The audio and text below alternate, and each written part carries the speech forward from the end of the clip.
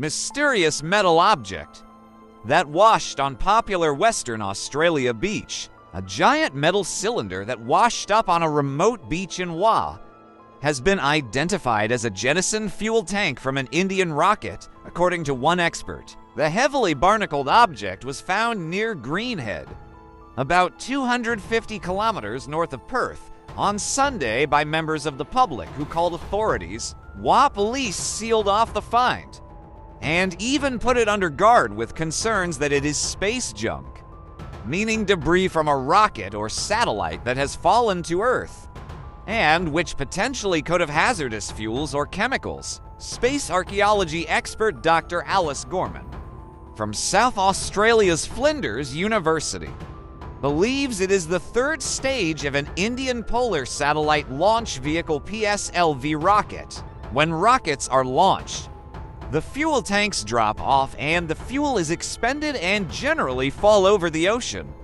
as this one did, she told news.com.au. It looks like it has been on the sea floor for some time, becoming a habitat for marine animals like barnacles. A storm probably dislodged it, allowing it to be swept to shore.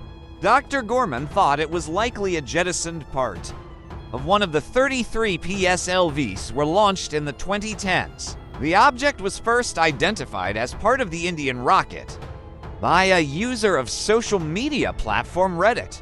The Australian Space Agency ASA has urged anyone who finds further suspected debris to report it to local police and notify the agency. The object could be from a foreign space launch vehicle, and we are liaising with global counterparts who may be able to provide more information.